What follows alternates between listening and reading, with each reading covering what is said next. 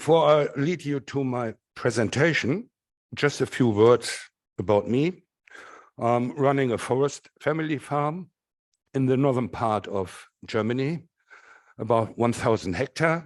And I'm also an organizer and founder for the first forest cooperation in northern parts of Germany.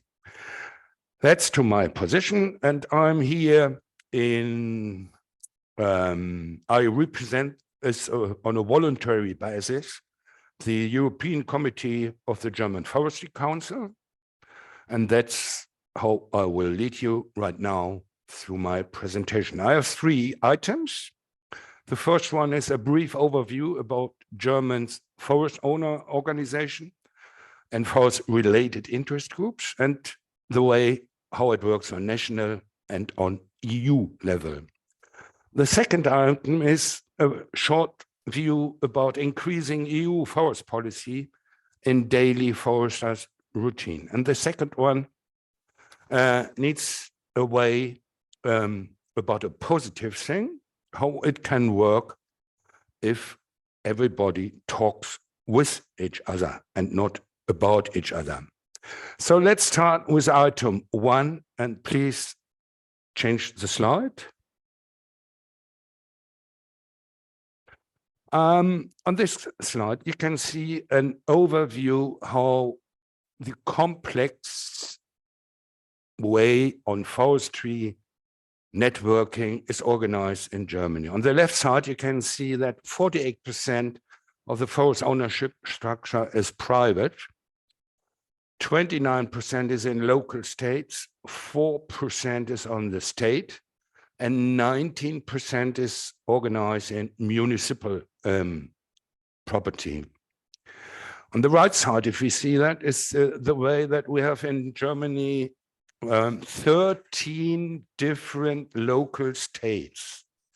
And every local state has a different privately forest owner association. As you can see, my local state is a blue and yellow color in the middle. And there is an umbrella organization in Germany, one which calls Family Betriebe in Land und Forst. Family translated in English is Family Forest Owners Association and Agri Organization. And beside that is the AGDW, or the Waldeigentümer. We've heard about that before from Anton in the morning. This is the umbrella organization for private forest owners in Germany. On the right side, so you see the symbol from DBV. This is the German Agriculture Society. Why is it on this slide? It is on this slide because the Farmer Association has also a small association only for forest, according to the forest ownerships that most of farmers have small little forests.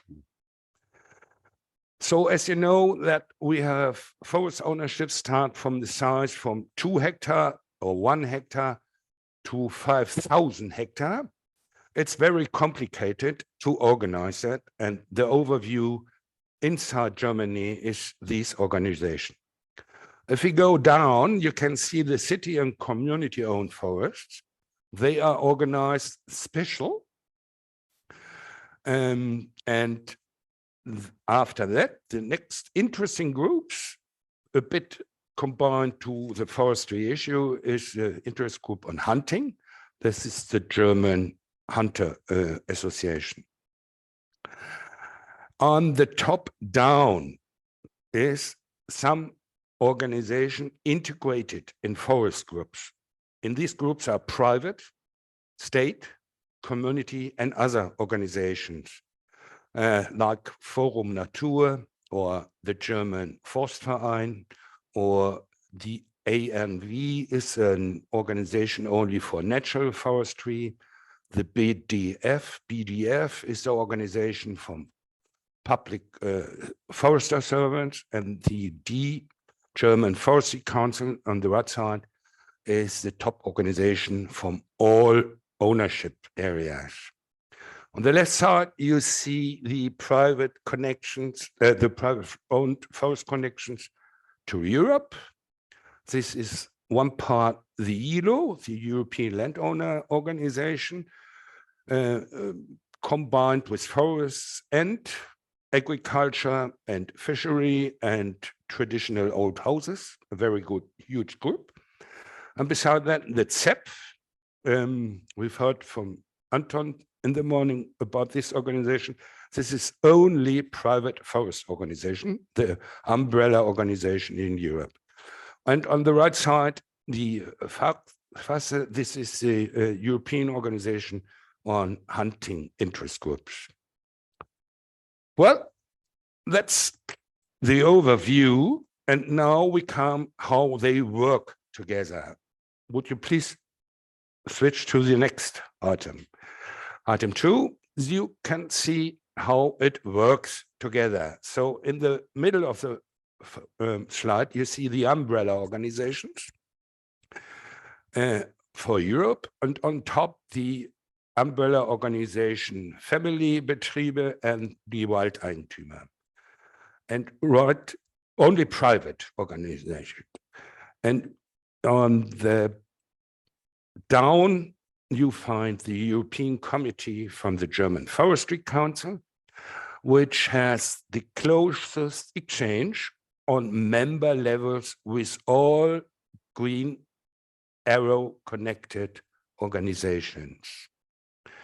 And the blue arrows from the left side is the umbrella organization of the agriculture farmers, the umbrella European organization of the community municipal forest owners, and OSTA for the state owner forest association.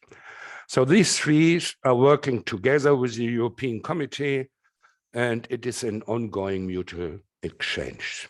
So this is how it works, our networking in Germany with the EU forest policies.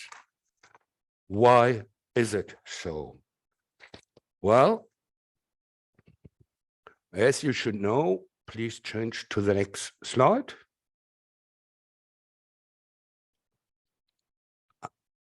Here we go. The problem on for forest owners is raising up in bureaucratic problems. Here you can see a slide in how many different legally binding instruments and non-legal binding instruments from the EU are we related in our forest work. I don't want to go now in everything, but I would like to show you the complex system from the EU policy, how we are connected with the daily forestry routine in Germany. You see some recent points. I just point one out. This is the natural restoration law, for example, a very tough thing, or another one is the Birds and Habitat Directive, what we've heard in the morning already about the problems and facts on Natura 2000. And I'm continuing about this, about the main problem which affects the landowners in an everyday basis. For example, if you go out with your motor chain or with your harvester and plan to cut some trees, before you start that in Germany, you have to check out at least 15 different regulation papers. And this is a real problem for the small forest workers down to earth. So this is the reason why our networking, forest networking in Germany, is growing up into the connection with the EU policy. The discussion here would lead too far, but it must be mentioned. If you see this slide here right now, there is also the discussion about the principles of subsidiarity. I don't want to talk now deeper about this problem, but according to the differences in Europe, we must mention it and have to think about it. Anyway, we start now to item 3. Would you please change the slide? I will explain you how it can work in a good way. My good example can work in a very good satisfaction and controlled and organized on the basic things of ownership rights in Germany. You must know, before we start talking about this, that we have in Germany a special law which we call Junktim principles. That means that if the government is organizing a new law, and this law will cut into your property rights, there must be in this law priority organization how it can be compensated. On these general facts, I start my positive way here. If you look back in 1929, the Habitats and Birds Directive and Natura 2000 started. So 20 years later, it's a very, very long time, how long it needs to organize that in Germany. Anyway, 20 years later, in 2016, we organized a state program in northern parts of Mecklenburg, northern parts of Germany, and the local state Mecklenburg-Pomerania. And we discussed this with our agriculture minister, and we organized an co-op declaration and a working group on the way to compensate additional expenses in forest and Natura 2000 sites through the European Agriculture Fund of Rural Development. So this program started in September 2018.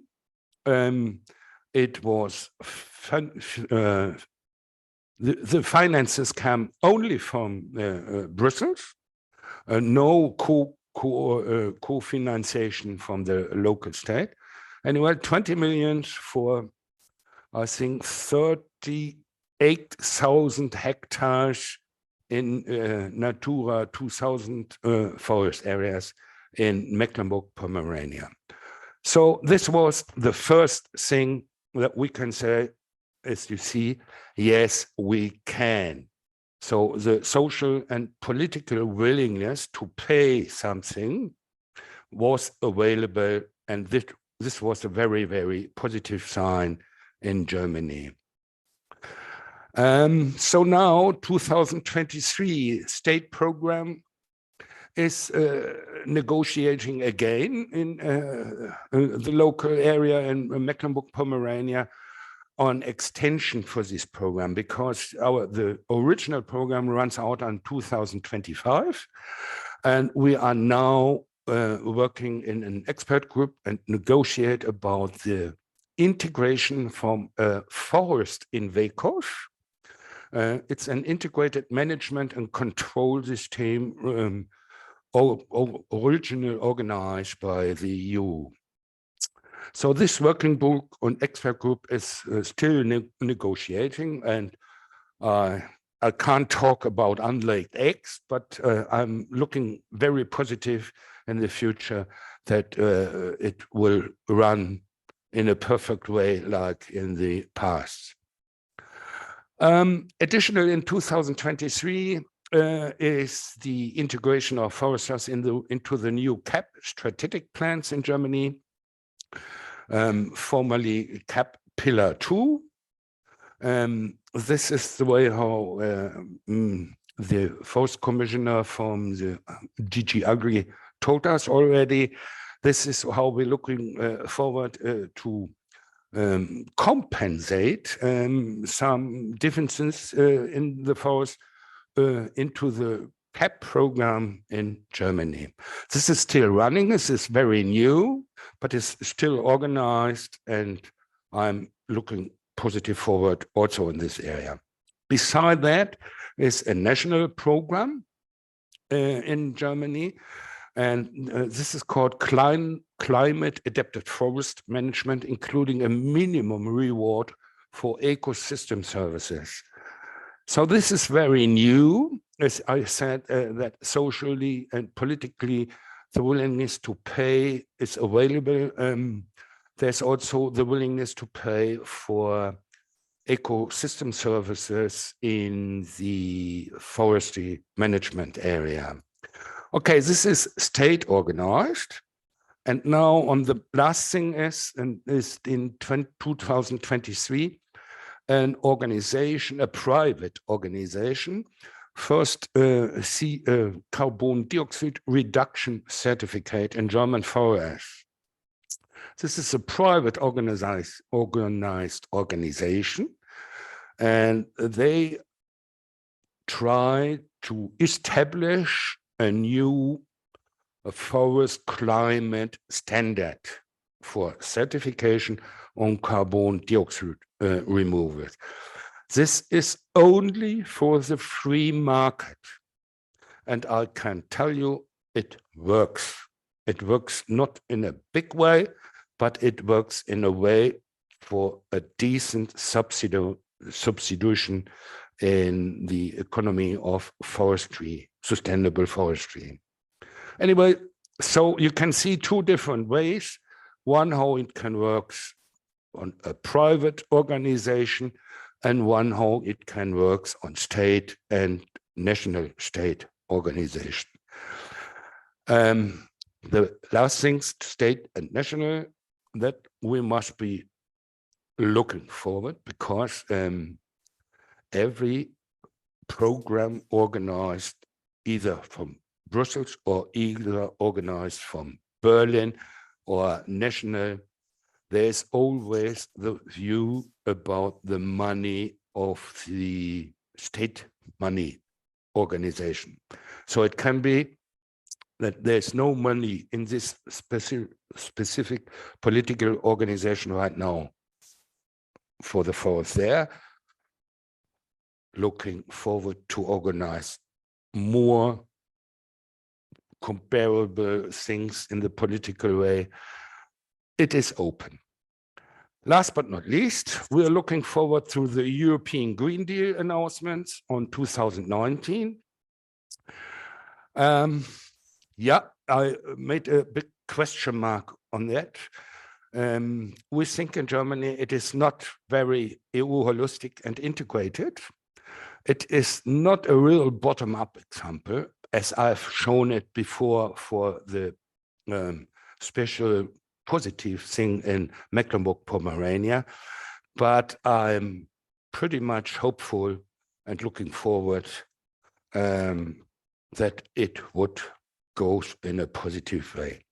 Anyway, I've finally come to my conclusion. I would like to say thank you that you've heard to my presentation. And I will finish with a very important citation.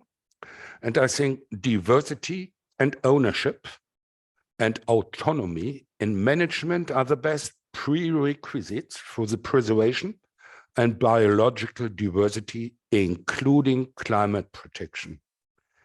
This is my end. I must say thank you, and I hope everybody could hear to me, and I'm open for any question. Thank you very much.